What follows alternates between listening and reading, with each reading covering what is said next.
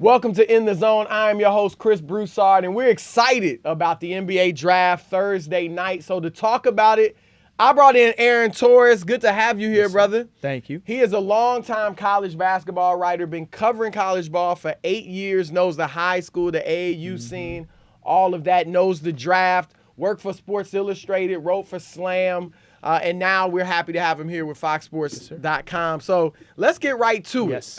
You're an expert. All right. Lay it on me. I've heard from a lot of people, who is the best player in this draft? The best player. Okay, so best has so many different guys. Okay. You in the zone. Okay, all right.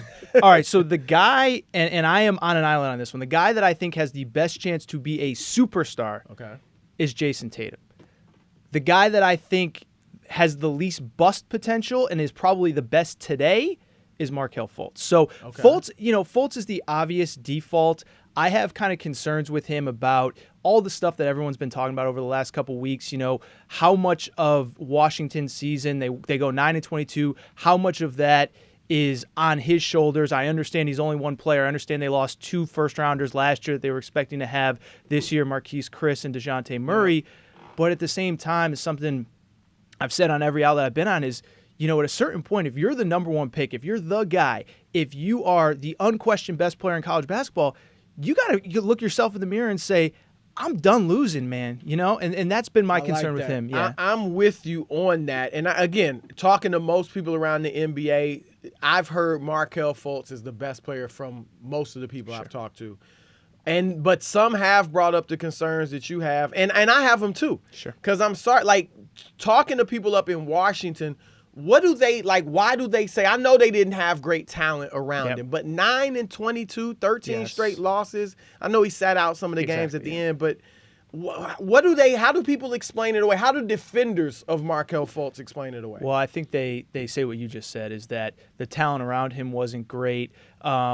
You know, coaching-wise, Lorenzo Romar was fired at the end of the year. So, obviously, if you watched him, think the coaching the coaching wasn't up to par. And, like, it's kind of the same argument that people have with Dennis Smith. Dennis Smith, his coach got fired. There was some bad body language. My thing with Dennis Smith is, this is what I always say about Dennis Smith. For at least one night, he showed me he could be the guy, right? So for people who don't know, NC State went to Duke. Duke was a top 5 team, top 10 team at the time, whatever they were. Have all these stars. Jayson Tatum, as we talked about, Luke Kennard, Harry Giles, and Dennis Smith was the guy that night. I mean, it was like a 30-point, 8 boards, 6 assists. We're winning this game tonight kind of performance. And so, like, for at least one night, I saw that with Dennis Smith, and I just never saw that with Markelle. Now, again, not one night. Never. It was unbelievable. Yeah, and I mean, you would see flashes. You would see it for a play. You would see it for, 3 or 4 plays over the course of a half, but it just was never there for the entire game. And again, the people at Washington will say the talent around him wasn't great. They'll say that, he only is responsible for as much as he can. My other thing with him, too, is that a lot of times his stats came kind of in meaningless moments, like I've heard that too. Yeah, so there was one game this year where he played head-to-head against Lonzo Ball in UCLA. So they were scheduled twice, but he was hurt for the second game. In the first game, he played, and so it was this big hyped game. But it was on a late Saturday night, so a lot of people didn't see it. If you just looked at the box score the next day, you'd be like, these two guys, they played to a draw. Lonzo had better talent, whatever. If you actually watched that game, it was in Washington, so I was here in LA watching from home. But Lonzo came out, and it felt like he understood the moment. He understood how important this was, and he was flying around. He blocked one of Markelle's shots early in the game, just kind of came out of nowhere, swatted it. He was throwing no-look passes, and Fultz is kind of just doing the thing. He's dancing around, he's passing. There just was no energy. There was no. It didn't feel like he realized how big the game was. And so, look, if you're talking about, like I said, the most skilled player right now, the most complete player right now, and I think a point a lot of people bring up, which I think is fair, is the quote-unquote least bust potential. Yeah. Fultz is the guy. He's going to be solid. Yes. He's going to be at least a solid. At least a solid. Okay. Yeah, and he can certainly get to that all-star level. And I think my whole thing throughout this process was, one, there was a narrative that he was by far the best player, and I never personally believed that. And I also think that I kind of looked at it throughout the draft process of, generally when a team is picking number 1 overall, you're hoping to get a superstar. No question. And so I think the way it worked out for Markelle Fultz, I think it's going to be great. I think he'll be great in Philly alongside Ben Simmons. I just never saw him as that guy. That's interesting. Low motor. It sounds like what you're saying. Yeah, it's just it's not even like, maybe part of it is the game comes really easy to him, but at the same time, yeah, I do think that is a fair question, and it's not even necessarily a low motor as much as it is he just never elevated his game in those big moments. And again, I'm not saying you have to put up 45 point, but I all just 25-point games aren't created equal. Exactly. No, and there are guys even at the NBA level who can get their 23, 24, 25 that just, it's not the same value of a, I can't think of anybody off the top of my head. No, I know but what you're saying, what I mean? So that's always been my problem with him, is just, I don't know if he understands. He understands, but just the importance that if you're the best guy on the court, sometimes like you just got to be the guy. You've watched these guys for years, even before they got to college. Mm-hmm. Now, his high school team wasn't even great. Yep. Right, and they were good, but a talent like that, you would expect at least your high school team to be dominant. Yeah, and part of it too is, and I don't think this is necessarily talked about enough. There's a narrative about Markelle. I think people hear and they kind of misunderstand it. Is that he didn't play varsity basketball, bloomer, right? Until his junior year. But it wasn't about his skill set. It was just he was small. He was like 5'9" when he was a sophomore, and he hit a growth spurt. And so, I've talked to his high school coach. I've heard him interviewed in other places where he said, I wanted to put him on the varsity. He was just not physically ready.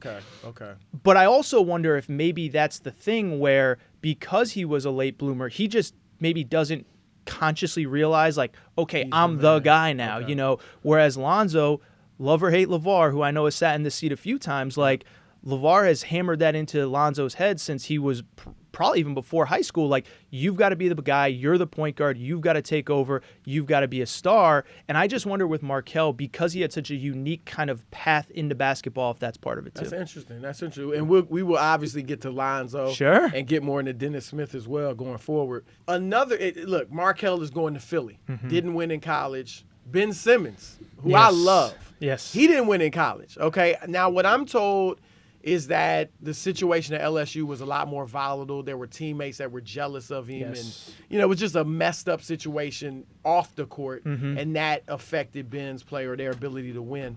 What do you see a difference between Fultz not winning and Simmons not winning in college? Yeah, I do. And it's funny because when all of this started, I went back and made sure all my facts were correct on this. Ben Simmons, at one point in the year at LSU, his team was 19-9 and firmly in the NCAA tournament. And people want it, it's an easy, lazy comparison to make. Ben Simmons had that team playing about as well as they could, and I felt like he was impacting every game, playing up to his potential. I mean, I forget the stat, but it was something like at one point he was averaging 19, 11, and 6. Yeah, and no player in as far back as they tracked college stats, Ben Simmons was putting up stats nobody did. And so, yeah, I think my understanding of the situation was, I think it became toxic very quickly down there. Obviously, in hindsight, we now know that the Showtime cameras were down there. There was a documentary. And, yeah, there were a lot of guys. I mean, look, and I'm not saying that this guy specifically, but, Tim Quarterman was drafted last year, and he was on that roster. I'm not saying it was him, but I'm sure he felt some kind of where the camera's for me, Antonio Blakeney was a McDonald's All-American. And again, I'm not pointing fingers, but I'm just saying I did get that sense. And the other thing, too, which I don't think is talked about enough with Ben Simmons, is I just don't think that the coaching staff down there at that time knew how to handle that circus. And so all the stuff that came out about he stopped going to class, this and that, and this kind of goes back to the Adam Silver one and done comments, is Kentucky, you got to go to class. It's no joke. And when Calipari sits down on the couch like you and I are right now, he says, look, if you're not coming here to finish this semester, we're going to help you. We're going to do everything we can to get you to the NBA. You got to do us the favor, finish classes, don't leave us in a bind, because the NCAA does track that stuff. And so I say all that to say that I just don't think that they were ready for the circus round. And I don't think the coaching staff knew how to handle everything that came with having the projected number 1 pick. And so, yeah, I do think it was different.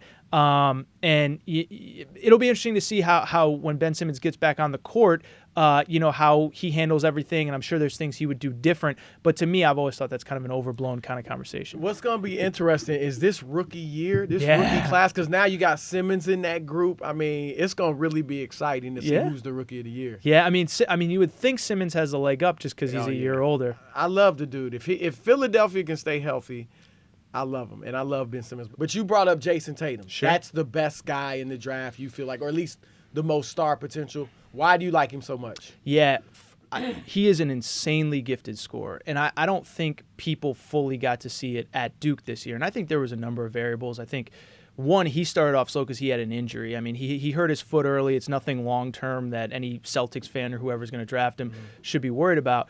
But they had chaos. Coach K was out for a month, and they didn't really have a real point guard. And he's the kind of guy, as skilled as he is, he's not great at creating his own offense. Now, he can catch in the block, make a spin, make a move, whatever, and hit that jump shot. But he still needs a point guard, to help set him up. And so I just look at him, and he can score in so many different ways. And I know I just said that, he doesn't create a ton of his own offense, but I just think he's a guy that's going to be able to step in, score right away. And I think as his game, as he gets older, as he gets more comfortable, and frankly, as he's a guy who gets to play basketball 24/7 without having any other distraction, I just think it's going to continue to evolve from there. Wow, interesting. So you're on an island, you admit. Oh, yeah.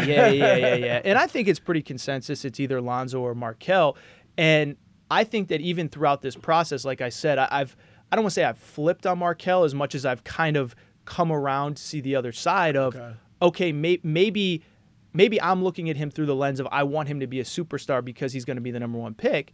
And maybe, if his ultimate, end game is getting, 19 a night playing alongside Ben Simmons, that could be really good in the bigger picture. If he's Brandon Roy, people would take that. Of course. Yeah. I want to ask you about another one of Tatum's teammates quickly. Sure. Harry Giles. Sure. Because all that I remember him in high school was that he was a top player in the nation. Yes. And obviously, I think people are projecting him as a late first-round pick. I know he had the injuries. But talk to me about him, his upside. Was he, have the injuries just taken their toll, or was he just overrated in high school? What do you think? Yeah, I don't think he was overrated. It was actually really funny, probably about 3 or 4 weeks ago. I don't know how it happened, but one of his high school mixtapes got tweeted into my Twitter timeline. And I just sat there and watched the 4 minutes of it, and I was like, wow. I forgot. Yeah, I forgot how good this guy was. And it was every skill that you would want from a guy that size. He could step out and hit it. He could catch at the top of the key and put it on the floor, take a few dribbles, get to the rim, whatever. And, yeah, I mean, you're talking about 3 knee surgeries at this point, 2 ACLs and a meniscus tear. And he's just right now athletically not the same player. And I think, a lot of people brought this up, and it's a fair point, is right now he's just behind from a basketball perspective of he missed basically 2 full years of his high school career recovering from ACLs, including his senior year. And that summer before, he had really reemerged, for lack of a better term. There were guys that had caught up to him, and then he had reemerged, and then unfortunately, first game of his senior year, he goes down. And so when he got to Duke, everyone thought, okay, he's a year removed, but then he had to have a meniscus surgery to kind of clean some stuff up.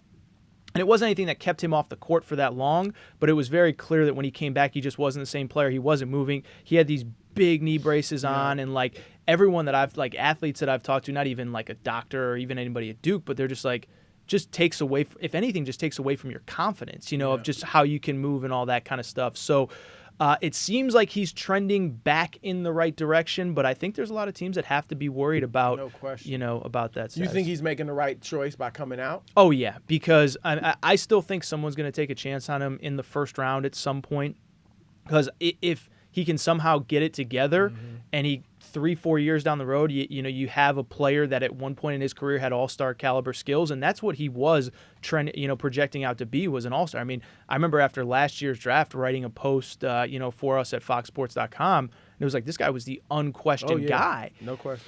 And so, but yeah, I do, because you risk injury, and this is, it's funny because all this one and done stuff has come up with Adam Silver and his comments on the herd and everything, is that these guys still, the thing has kind of evolved where I feel like these kids now still get the benefit of the doubt, where if you don't have a great year in college, somebody's still going to take a chance on you based on what they've seen over that 3-4 year period. I look at Scalabissiere last year, who you're right. You're absolutely right about that. I didn't think there was any way he was going in the first round, and he proved me wrong. So, and I think it's kind of the same with Giles. Obviously, not comparing game or anything, but I just think somebody's going to take a chance on him, and because of that, I think it was the right move. The longer you stay, the more they scrutinize you. Now, 100%. Harry Giles, I do think if he can get in the first round, he made the right move. Yep.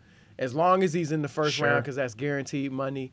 If he were to go back to college and then have another mediocre or disappointing year, now he may not even get drafted in the first round or drafted at all going forward. So, I think he made the right move. Hopefully it pans out because I heard great things about him when he was in high school. Well, and I was just going to say one more thing. I was thinking about this yesterday as I was kind of looking at all the boards and who's moving up and who's moving down.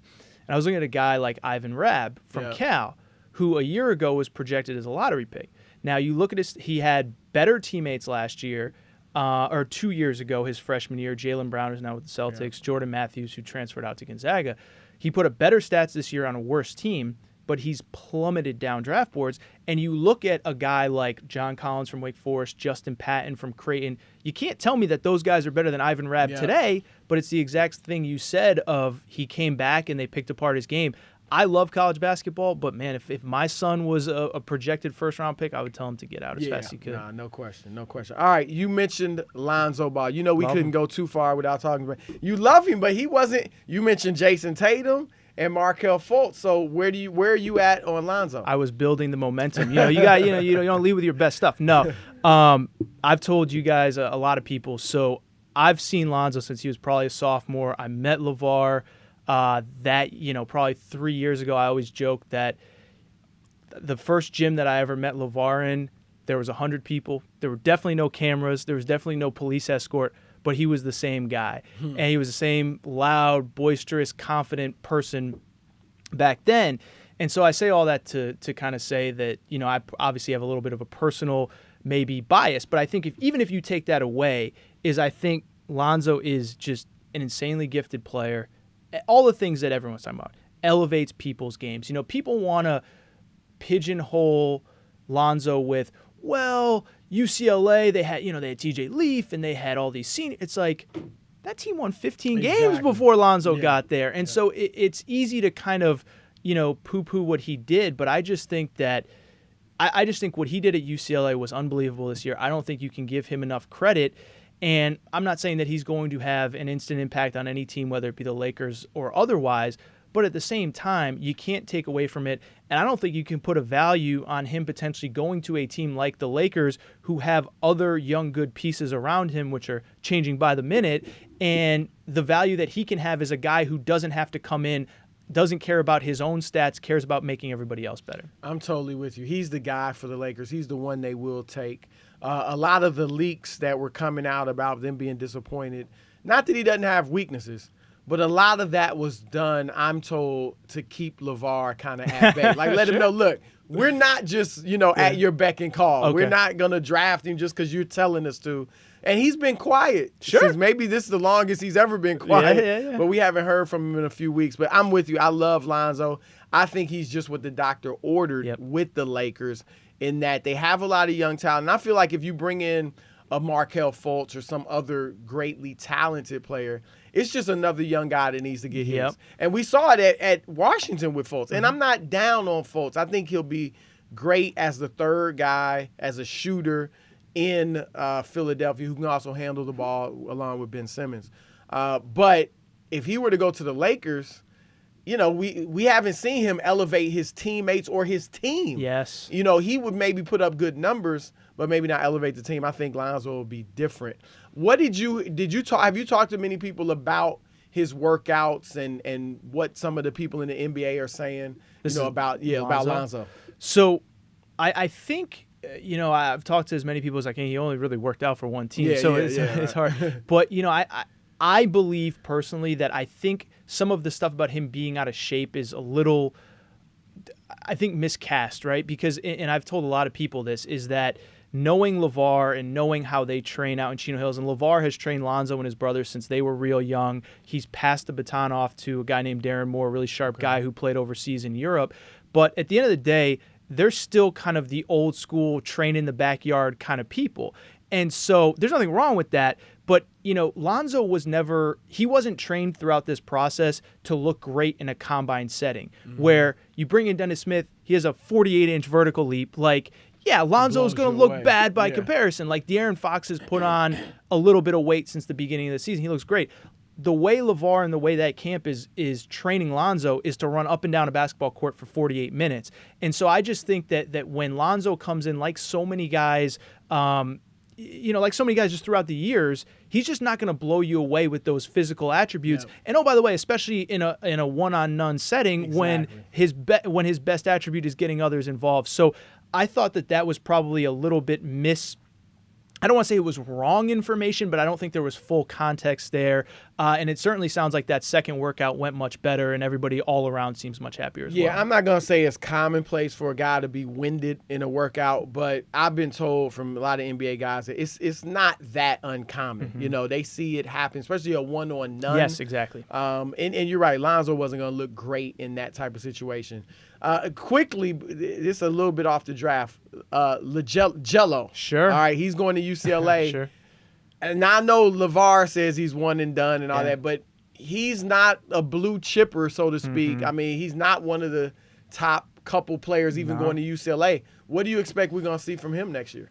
It'll be interesting. I mean, the good thing for Jello at this point is that they're going to be a really young team. I mean, they had a 3-man recruiting class this past year. All 3 went pro. So Lonzo, TJ Leaf, Ike Anigbogu.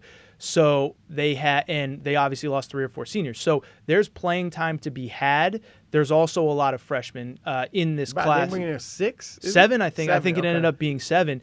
So like Jello is what he is, and what I always have been told about Jello from the Balls themselves is like, don't compare him to Lonzo. Like, let Jello be his own guy, and you'll be impressed. And he's much more of a catch-and-shoot guy because when you're playing with the best point guard in the country in the backyard, like, you don't really have to handle the ball. So he's just a different player. And like, I think it is important. Like, you have to note, like, he's not on the radar of NBA people right now. I know that LaVar likes to think otherwise, and LaVar has publicly said, like, this kid's going to be a one and done. I don't know where they'll stand a year from now. But Jello, if you take Jello for who he is, which is a big, strong kid who can catch and shoot, can occasionally put it on the floor. He's not a great athlete. He's built like LaVar. He doesn't have that kind of tall, thin frame. But for a guy his size and strength, he shoots pretty well. It's interesting. They had a high school All-American game out here about 2 or 3 weeks ago. No, maybe about a month ago now. But I went to the practices,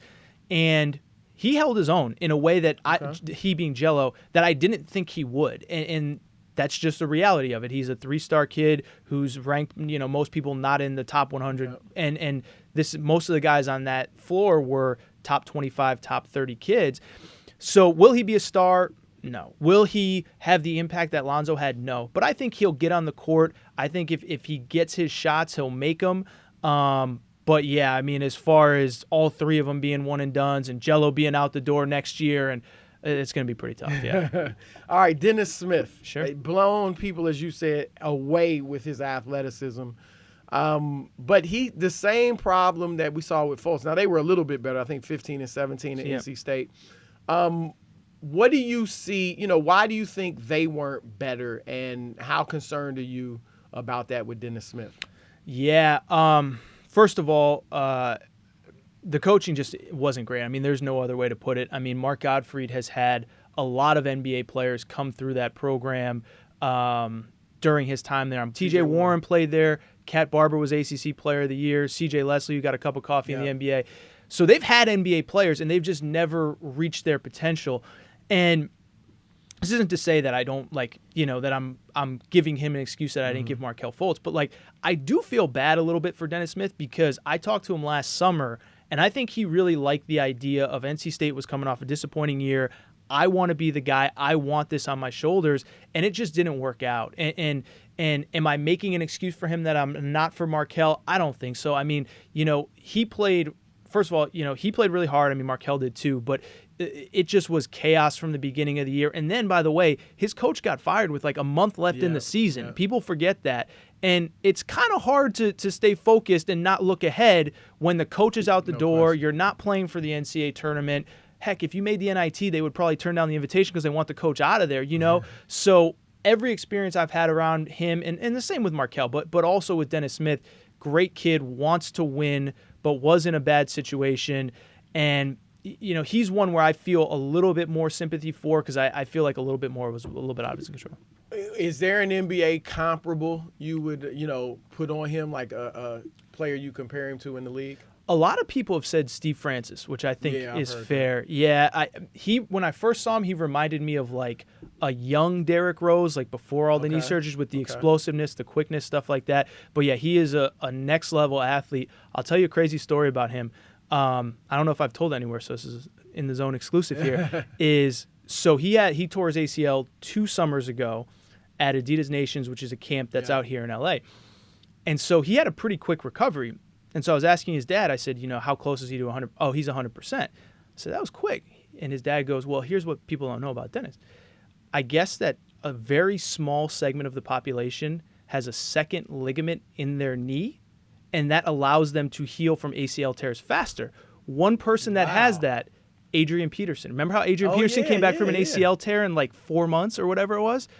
Really? According to Dennis Smith Sr., have you checked this out with doctors or doctors? Doctors can't talk on the record. They can't. Patient confidentiality stuff. That's what Mr. Smith told me. So either way, he looks great, and he looks as explosive, believe it or not, if not more explosive than he did a year ago. Now, part of that's being in a college weight program, all that stuff. Yeah. But yeah, he looks awesome. He actually made a very smart decision. People forget this, but during his senior year of high school, he actually graduated a semester early after he tore his ACL and went to NC State so he could rehab with their trainers. Yeah, so he graduated high school a semester early, enrolled in college a semester early. I think that expedited the process and the other, medical stuff that may or may not be. I'm just telling you what Dennis Smith Sr. told me. That's cool. I'll check that out. Yeah? I'll check that out. But I actually heard Boston likes him a lot. Yeah. Now, I don't think they take him at 3. I don't think. Yeah. But there was talk earlier about them trying to get like the 12th pick. I don't know if he'll be there at 12, but maybe that was in play. But yeah, a lot of people like Smith. Mm-hmm. So it's interesting to see what he'll be. The one guy I think there's kind of, 5 players that people have kind of ahead of everybody: Markelle Fultz, Lonzo Ball, Jayson Tatum, Josh Jackson, and De'Aaron Fox. Sure. Let me ask you about the other 2, Jackson and Fox. But first, talk about Jackson, because he's a guy getting compared to Jayson Tatum a lot. And some people, I've talked to a lot of NBA people that like Josh Jackson better than anybody in the draft. What are your thoughts about him? Yeah, I think it's kind of comparing Fultz and Ball. Like, they basically play the same position, but they're just different players. Tatum is a lot more offensively minded, offensively gifted.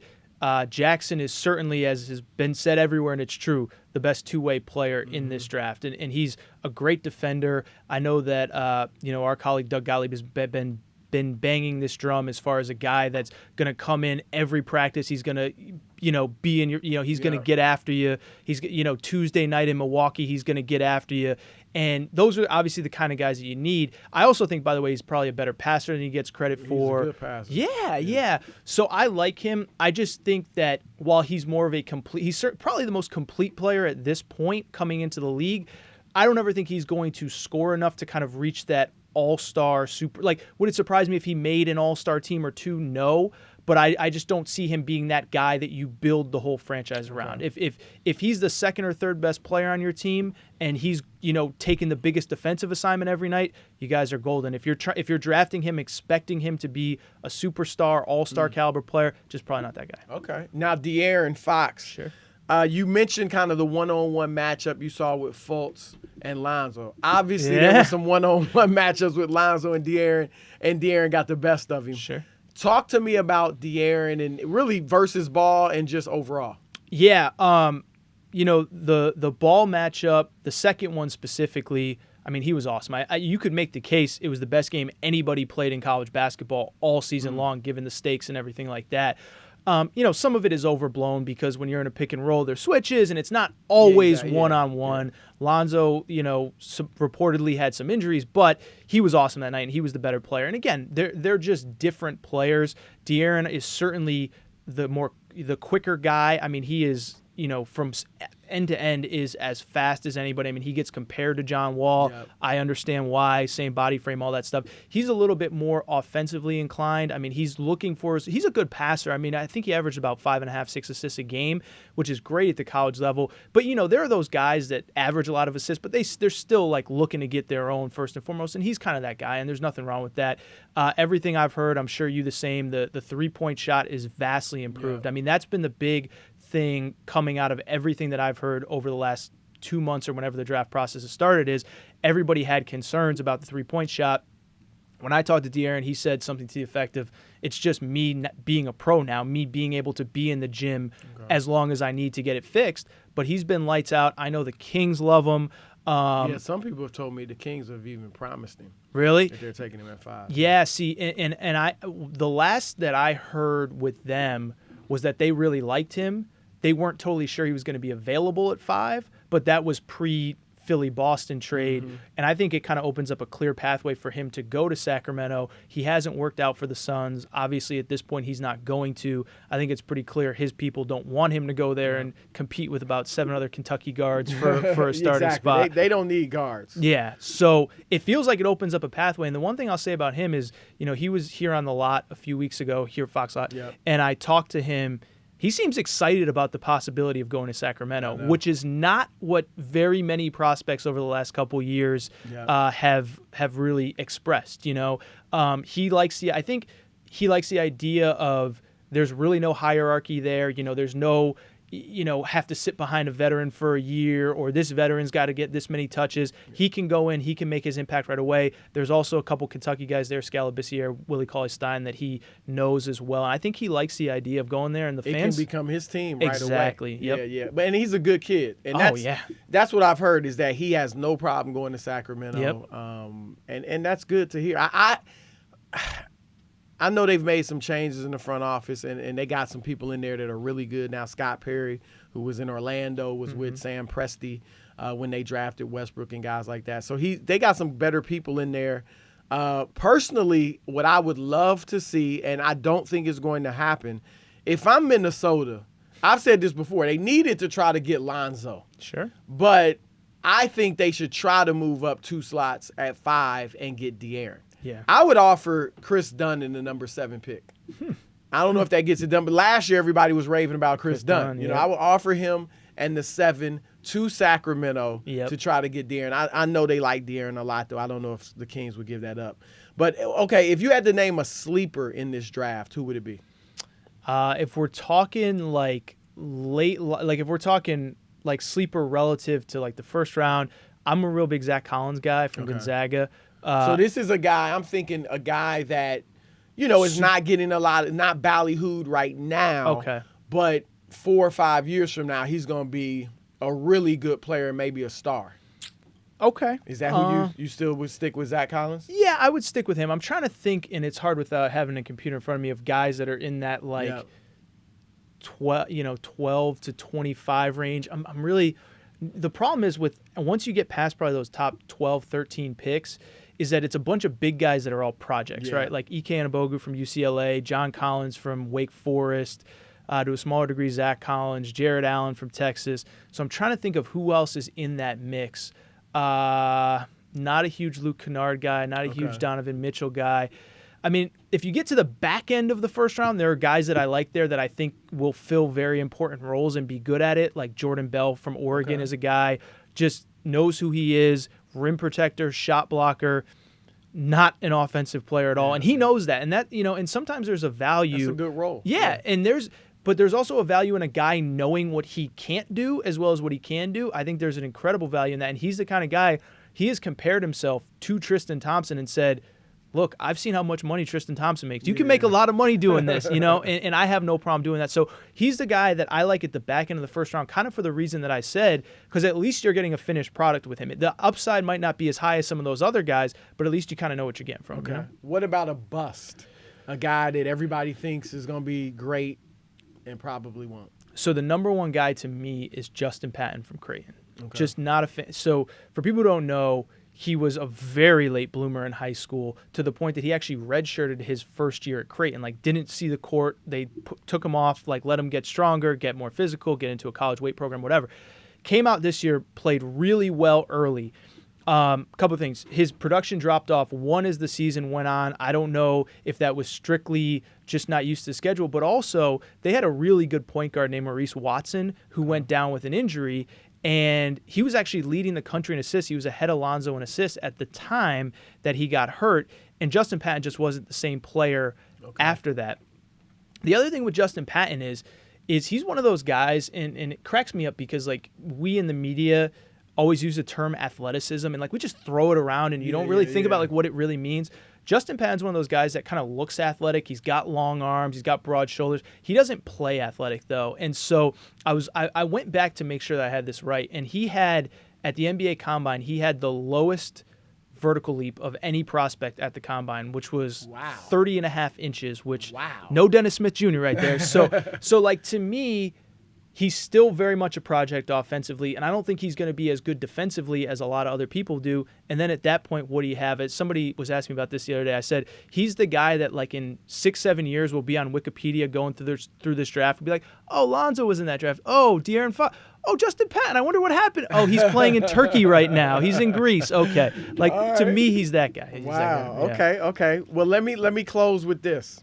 5 years from now, who are the best 3 players from this draft? All right. I am going to go. I mean, I'm on Jayson Tatum Island by myself here, so I got to stick with him for all the I just think he's going to be able to score. I think he's going to be just really good. And I think, by the way, you think perennial all-star? I do. Okay. And I think, by the way, going to Boston, great fit where they can kind of ease him in, doesn't have to be the guy right away. You see him more as a 3 or a 4? I mean, I've heard people kind of wonder what he is exactly. Yeah, it's a great question. It's so tough to say at this point because the game is like just changing so fast. Yeah, I mean, he played a lot of stretch 4 at Duke, and when Duke actually played their best, he was at the stretch 4. I'd have to kind of look at his measurables to see how he would match up with other guys in that position. But yeah, I would say probably as the game evolves, I would see him more and more of a 4, believe it or not, even though he's not, 6'10", 6'11". Like Jonathan Isaac's like a perfect, stretch 4 in the modern NBA, where Tatum might be a bit small. But I think, like I said, I just think he can score from all over the floor. He didn't shoot great from three-point land this year at Duke, but I think that was an aberration more than anything else. So I love him. I love Lonzo for all the reasons that we said. And I just think the other thing too about Lonzo, I was talking to somebody about this morning, he won't be overwhelmed by playing in LA, which I think is a big deal that nobody's talking about. Is we just saw D'Angelo Russell get shipped out. Maybe he had a little bit too much fun. Maybe he didn't take things seriously. Lonzo's a gym rat. Like his idea of a fun Friday night is like putting up shots until whatever, and then going to watch his little brother play, and he's been dealing with this media circus since he was in high school because his high school team went undefeated and there was a following there, certainly at UCLA. So I think he's going to be able to handle all those things well. The jump shot, like everybody else, I'm a little concerned by, but listen, if you're getting 12 assists a night, you don't have to score as much. Let me ask you this about before you give me a third player. Is Lonzo, because I've talked to him and LaVar, and we've seen him on all the interviews. He seems like the polar opposite of LaVar, but I'm sure there's some similarities there too. You know him pretty well. What are some of the similarities between Lonzo and LaVar? I don't know. Do you see any? Yeah, well, certainly personality-wise, no. He lets his dad do the talking for him, and that's fine. And I think one thing that's been a little bit overplayed in this process is like, I interview 19-year-old kids for a living. Most of them don't say very much. Like, not all of them are De'Aaron Fox that's going to tell you exactly what's on his mind with a smile on his face, And so I think that that's a little bit overplayed. But what I think is undersold with Lonzo is his will, his commitment to win. I don't know if that's a trait that mirrors LaVar. I don't know if he got it from LaVar, whatever. But I mean, that kid hates to lose. And I mean, there were games, even like I know he didn't play well against Kentucky in the NCAA tournament, and that's everybody's lasting image. But even in games they lost, I mean, he put the team on his back. They lost to Arizona at Pauley Pavilion. He had like the first 8 points of the game, and he was the only one that showed up to start that game. And then by the time they figured it out, it was too late. And so I think that personality-wise, they're polar opposites. But I think their commitment to basketball, their seriousness about basketball and about like Lonzo's a professional, like he's a pro, like he might not be getting paid for another couple days, but he has acted in accordance as a pro. Like you never heard anything about him at UCLA off the court. Like I said, he was either always at the gym or at one of his brother's games, and so I think his commitment to winning, his will, I think it's been undersold in this process, and I think frankly a lot of it is because people don't like LaVar, so they project a lot of it out onto Lonzo. I think we forget, as I said earlier, just how good he was, just how dynamic he was with the ball, and so I think he's going to be a great pro. And then the third guy, I guess probably Markelle. I really, even though I kind of was thinking more De'Aaron, but I mean, well, I think De'Aaron can get there, but he has more questions, and the way that I've been saying this kind of throughout the process, and again, my thought has kind of evolved as I've talked to more people and kind of understood different angles and different perspectives, is that Fultz probably has the highest basement of anybody in this draft, if that makes sense. Like, if everything goes wrong and he doesn't come close to meeting his potential, he'll still be better than, in theory, Alonzo, who maybe the jump shot never gets figured out. Maybe, whatever. Same with, maybe Tatum, just whatever it is. But Fultz has the lowest, has the highest basement. And so because of that, I think Philly knows what they're getting from him. As I said, I think it's a benefit that he doesn't have to be the guy, the star right away. And oh, by the way, he doesn't have to be in 2 years. Even if he had gone to Boston, there's a chance they would move him into Isaiah Thomas's role 2 years from now. So I think it's a best case scenario for him. I think because of that, he'll be pretty good. I'd probably have De'Aaron Fox 4, though, at that point. Okay. All right, man. Well, a wealth of college basketball knowledge, man. Great job. Thank you. And thank you for tuning in the Zone. You heard it here from Aaron Torres.